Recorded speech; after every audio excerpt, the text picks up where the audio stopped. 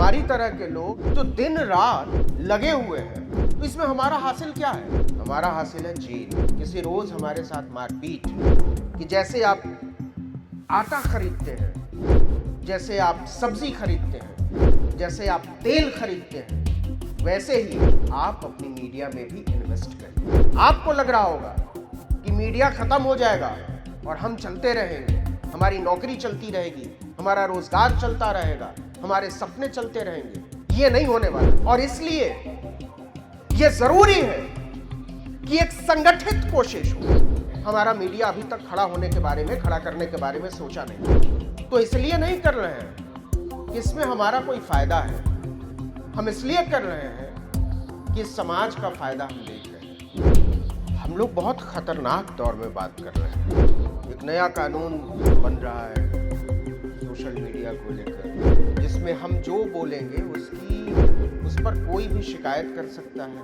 उस शिकायत का हमको जवाब देना होगा। संतुष्ट न होने पर जेल में डाल दिया जाएगा। हालांकि उस कानून की कोई ज़रूरत नहीं है, आप वैसे भी वही कर रहे हैं। वो इसलिए बना रहे हो क्योंकि आपको पता है कि वहाँ वो बातें हो रही हैं जो आपके नज़रिए से देशद्रोह है। 8 दिन पहले सरकार बनी है, पहुंच गए हैं बुलडोजर आदिवासियों को रौंदने के लिए। आपने कभी सोचा है कि ये जितने हवाई अड्डे बनते हैं, ये जितनी नहरें बनती हैं, ये जितने बांध बनते हैं, ये जितने स्कूल कॉलेज अस्पताल बनते हैं, इसमें सबसे ज्यादा दलितों पिछड़ों के घर क्यों उजाड़े जाते हैं? क्यों उनका खेत छीना जाता है? क्यों उनकी आजीविका छीनी जाती है? क्योंकि ये आसान है, और आसान होने से ज्यादा उनको पता है कि इस बात को कहने वाला कोई नहीं है कि ये हकमारी है। ऑलरेडी बहुत देर हो चुकी है, और देर मत कीजिए। उसको अगली पीढ़ी को याद भी नहीं कराना चाहते। वाह भाई वाह। और आप ये सोचते हो कि सोशल मीडिया पर सारी जिम्मेदारी डाल के तिरछे रास्ते से निकल लिया जाए। बहुत सारी बातें हो गई, उन पर दोबारा बात करने का कोई फायदा नहीं है, लेकिन हम लोग बहुत खतरनाक दौर में बात कर रहे हैं। एक नया कानून बन रहा है सोशल मीडिया को लेकर, जिसमें हम जो बोलेंगे उस पर कोई भी शिकायत कर सकता है। उस शिकायत का हमको जवाब देना होगा। संतुष्ट न होने पर जेल में डाल दिया जाएगा। हालांकि उस कानून की कोई ज़रूरत नहीं है, आप वैसे भी वही कर रहे हैं। लेकिन यही कानून आज तक टीवी के लिए नहीं बना, अखबार के लिए नहीं बना, मैगजीन्स के लिए नहीं बना, सोशल मीडिया के लिए आप कानून बना रहे हो। तो सोशल मीडिया के लिए कानून क्यों बना रहे हो? वो इसलिए बना रहे हो क्योंकि आपको पता है कि वहाँ वो बातें हो रही हैं जो आपके नज़रिए से देशद्रोह है। आप तो संविधान को मानने को ही देशद्रोह साबित करने पर आमादा हैं। तो फिर तो कौन कौन किस दिन देशद्रोही साबित कर दिया जाएगा, उसका केवल हम इंतजार कर सकते हैं। तो जो बात मैं कहना चाहता हूं कि ये जो आपने विषय रखा है, भारतीय लोकतंत्र को बचाने में बहुजन सोशल मीडिया की भूमिका, तो आप इस बात की तैयारी कीजिए कि अगली बार आपको इसी विषय को रखना पड़ेगा, बहुजन सोशल मीडिया को बचाने में बामसेफ की भूमिका। और अगर आप इस सवाल का जवाब देने को तैयार नहीं हैं, तो हम सब अपनी मृत्यु की घोषणा कर रहे हैं। हम बड़े इनोसेंट लोग हैं, मासूम लोग हैं, गजब। मतलब मैं जब बात करता हूं लोगों से और उनका विश्वास देखता हूं तो मैं डर जाता हूं। मुझे लगता है कि इतनी मासूमियत मेरे भीतर क्यों नहीं है। आप कहते हो कि जितनी संख्या भारी उसकी उतनी हिस्सेदारी, तो वो हिस्सेदारी सोशल मीडिया के हिस्से में क्यों नहीं आती? हमारी तरह के लोग, या सुमित की तरह के लोग, या रतनलाल की तरह के लोग, या शंभू की तरह के लोग जो दिन रात लगे हुए हैं, तो इसमें हमारा हासिल क्या है? हमारा हासिल है जेल, हमारा हासिल है किसी रोज सड़क दुर्घटना में हमारी मौत, हमारा हासिल है किसी रोज हमारे साथ मारपीट। बावजूद इसके हम कर रहे हैं, तो इसलिए नहीं कर रहे हैं कि इसमें हमारा कोई फायदा है, हम इसलिए कर रहे हैं कि इस समाज का फायदा हम देख रहे हैं। हम समझ पा रहे हैं कि आज नहीं तो कल हमारी समाज की समझ में यह आएगा कि जिस तरीके से ये चल रहा है वो उस तरीके से चलता नहीं रह सकता है। और मैं मासूमियत की बात इसलिए कर रहा हूं और मैं बार बार वही बात कहता हूं, और तब तक कहूंगा जब तक कि सूरत बदलती हुई नजर नहीं आने लगेगी। आप कह रहे हो, मैं बड़ी देर से सुन रहा हूं, एक गोदी मीडिया है, एक फला मीडिया है, ये हमारी खबरें नहीं दिखाते, वो यहां की खबरें नहीं दिखाते, वो उनकी खबरें दिखाते हैं। मेरी तो समझ में नहीं आता कि आप मान क्या कर रहे हो। जो चीज, जिस चीज को खड़ा करने में आपका एक पैसे का योगदान नहीं है, उससे आप क्लेम कर रहे हो कि वो हमारे हक और अधिकार की खबर दिखाए। क्या कंट्रीब्यूशन है आपका? आज जो मीडिया है उसको खड़ा करने में आपका क्या कंट्रीब्यूशन है? चलिए, आप कह सकते हैं कि हम उस समय नहीं थे, हमारे पास इतना पैसा भी नहीं था, जो भी आप कह सकते हैं, आप बरी हो सकते हैं इससे। लेकिन अगर आज मैं आपको सवाल पूछ दूं कि सोशल मीडिया को खड़ा करने में आपकी क्या भूमिका है, आपको शर्मिंदा होना पड़ेगा। और आज नहीं तो कल इस सवाल का सामना आपको करना पड़ेगा,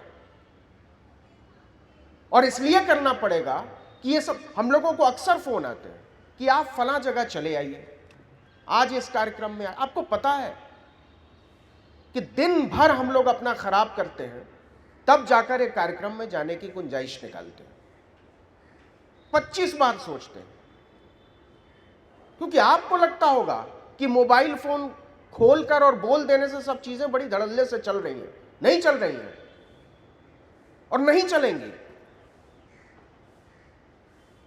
ये चीजें इतनी आसान नहीं है। जो सुमित अभी कह रहे थे कि हर चीज का जो सरलीकरण कर दिया गया है, उसके पीछे के श्रम को, उसके पीछे के समर्पण को, उसके पीछे की समझ को अगर आप उसका साथ नहीं दे सकते हैं तो कम से कम उसका सम्मान करना सीखिए,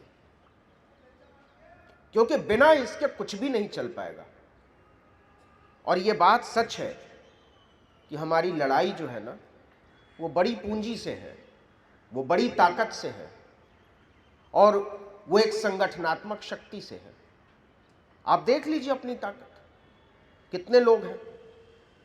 और इसी के बगल में एक कार्यक्रम चल रहा है, वहां जाकर देख लीजिए कितने लोग हैं, कहां से आते हैं, उनका समर्पण क्या है। मैं ये मानने को राजी नहीं हूं कि इस देश में दंगा फसाद करने के लिए ज्यादा लोग जमा हो सकते हैं और संविधान, लोकतंत्र और हक हकूक की बात करने के लिए कम लोग जमा होते हैं। मैं ये मानने को राजी नहीं हूं। इसका मतलब ये है कि जिन लोगों तक हमको पहुंचना चाहिए, हम उन तक पहुंचने की ईमानदार कोशिश नहीं कर रहे। कोई इस देश में किसी को मारने को राजी नहीं है। एक पूरा सिस्टम कोलैप्स हुआ है, और यह सिस्टम इसलिए कोलैप्स हुआ है क्योंकि आपके पास अपना मीडिया नहीं था, क्योंकि आपके पास अपने लोग नहीं थे। अच्छे अच्छे भाषणबाज तो थे, लेकिन उसको पहुंचाने के लिए लोग नहीं थे। आप मानकर बैठे हुए थे, और जब मैं आप कह रहा हूं तो उसमें मैं अपने आप को भी शामिल कर रहा हूं। हम ये मानकर बैठे हुए थे कि सब चीजें ऐसे ही चलती रहेंगी और मुसलसल चलती रहेंगी। आपको एक बात बताऊं, आपने कभी गौर किया कि अभी जो चुनाव के नतीजे आए, उसमें पूरा माहौल होने के बाद भी 3 राज्यों में एक पार्टी की क्यों भयानक दुर्गति हुई, और उसी पार्टी की दक्षिण के 2 राज्यों में सरकार बन गई उससे कम परिश्रम में। वहां तो 5-5 साल से ही सरकार थी। यह इसलिए हो पाया कि वहां का मीडिया जो है वो अभी भी अपेक्षाकृत इंडिपेंडेंट है। इतना अंधेर नहीं है वहां। अगर सन टीवी चलता है तमिलनाडु में तो सूर्या टीवी भी चलता है और कोई किसी को बंद नहीं कर सकता। तो आप जो विमर्श की बात कर रहे हैं, हम जो विमर्श की बात कर रहे हैं, हम जो नरेटिव की बात कर रहे हैं, वो नरेटिव कौन बनाएगा? अगर आपके पास अपना प्रभावी मीडिया हो, मैं मीडिया का मतलब प्रभावी मीडिया से मेरा आशय हो, तो यहां जो बात हो रही है, जो 200 लोगों के बीच हो रही है, वो 2 करोड़ लोगों के बीच पहुंच सकती है। एक आदमी 2 करोड़ से जाकर अलग अलग बात नहीं कर सकता। लेकिन अगर आपके पास मीडिया हो, आप सोचिए कि जब महामानव कोई प्रोग्राम करते हैं तो सारे टेलीविजन चैनल उसको लाइव दिखाते हैं। क्यों दिखाते हैं? इसलिए दिखाते हैं कि वो मानते हैं कि इस बात को पहुंचना जरूरी है। रैली सभाओं तक का सीधा प्रसारण किया जाता है।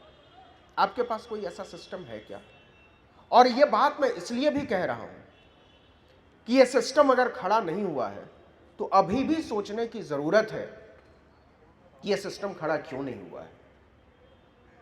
आप कल्पना कर सकते हैं कि इस हुकूमत से पहले उत्तर प्रदेश में 28 साल तक बहुजन सरकार रही, 28 साल तक।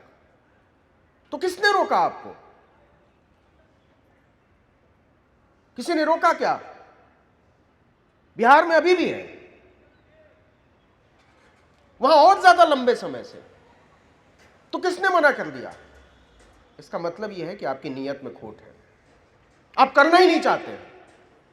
आप चाहते हैं कि हमारी तरह के लोग घर फूंक कर तमाशा देखें और आप हमारे मारे जाने पर हमारी मूर्तियों पर आप माला पहनाने के लिए। नहीं चाहिए आपका माला,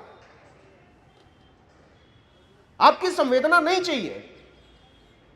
यह बात मैं वामसेफ के मंच से इसलिए कह रहा हूं कि आप इस बात को आप जहां तक ले जा सकते हैं वहां तक ले जाइए। ये चीजें ऐसे नहीं चल पाएंगी और लंबे समय तक नहीं चल पाएंगी। आपको क्या लगता है कि केवल मुसलमानों का नंबर आएगा और दलितों का नंबर नहीं आएगा, पिछड़ों का नंबर नहीं आएगा? आप मुझे ईमानदारी से बताइए, बहुजन जैसी कोई चीज बची है क्या? कुछ है बहुजन? कुछ नहीं है।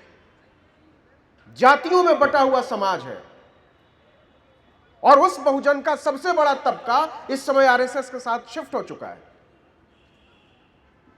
नहीं तो यहां इतनी संख्या नहीं होती। तो किन लोगों ने समझा दिया हमारे लोगों को कि तुम्हारा बड़ा भला होगा 22 जनवरी को जो एक उद्घाटन होने वाला है उससे? किसने समझा दिया कि तुमको कांवड़ लेकर जाने की जरूरत है? किसने समझा दिया कि आपको किताब कॉपी पकड़ने की जरूरत नहीं है? राजनाथ सिंह का बेटा अमेरिका से पढ़कर आए, पीयूष गोयल का बच्चा हार्वर्ड से पढ़कर आए, ज्योतिरादित्य सिंधिया का बेटा एमआईटी से पढ़कर आए, और हमारा बच्चा त्रिशूल और तलवार करे। यह बात अगर किसी ने समझाई है तो इस समझ में हमारी और आपकी गद्दारी है। हमने तय नहीं किया है अपने लिए कि हमको बढ़ना किस रास्ते पर है, और हम मासूम लोगों की तरह बता रहे हैं कि यह मीडिया ऐसा नहीं कर रहा। मैं 15 साल से कह रहा हूं कि यह मीडिया जो चल रहा है, इस मीडिया को जहां जाना है वो हमको तब भी दिखाई दे रहा था, पता नहीं हमारे नेताओं को क्यों नहीं दिखाई दे रहा था। और इसलिए यह जरूरी है कि एक संगठित कोशिश हो। मैं अलग काम करूं, सुमित अलग काम करे, रतनलाल अलग करे, शंभू अलग करे, कुछ और लोग अलग से करें, यह नहीं चल सकता। ये सबको एक मंच पर आना पड़ेगा, और नहीं आ सकते हैं तो हम सब अलग अलग तरीके से अपनी अपनी मृत्यु का इंतजार करें। यह गोल बंद करने की जिम्मेदारी भी उन्हीं लोगों पर थी और है जिन लोगों ने हमारा मीडिया अभी तक खड़ा होने के बारे में, खड़ा करने के बारे में सोचा नहीं है। यह सोचना ही पड़ेगा, और यह इतना मुश्किल काम भी नहीं है और यह इतना महंगा काम भी नहीं। अगर हिस्सेदारी की बात आएगी तो हम तो पढ़ने लिखने में हिस्सेदारी मांग रहे हैं ना, हम तो स्कूल कॉलेज में हिस्सेदारी मांग रहे हैं ना, हम तो रोजगार में हिस्सेदारी मांग रहे हैं ना। मैं इससे एक कदम आगे बढ़कर बात कर रहा हूं, हम संसाधनों में हिस्सेदारी मांग रहे हैं। अब बंद करिए आरक्षण का रोना। अब कहीं नौकरी बची नहीं है सरकारी, मिल भी गया आरक्षण तो क्या ही मिल जाएगा। अब तो बात शुरू होनी चाहिए कि हमको संसाधन में हिस्सेदारी चाहिए, जो भी जहां जितना हिस्सा है वहां हमको चाहिए हमारे बराबर का। और ये मांग तब जोर पकड़ेगी, रतनलाल से पूछिए, यूनिवर्सिटी में पढ़ाते हैं, गरीब लोग पढ़ने आते हैं, पिछड़े लोग पढ़ने आते हैं, दलित लोग पढ़ने आते हैं, और जिसके पास पैसा है ना वो जाकर नोएडा पढ़ाई कर रहा है, वो सिम्बायोसिस जा रहा है, वो एमिटी जा रहा है, जिसके पास और है वो अशोका जा रहा है। हम सवालों को इसलिए नहीं पकड़ पा रहे हैं कि हमारी सोच बड़ी संकुचित है। ये सब चीजें अलग अलग नहीं है। ये जो एजुकेशनल सिस्टम का प्राइवेटाइजेशन है और ये जो मीडिया का अलग हो जाना है, हमारा हिंदूवादी हो जाना है,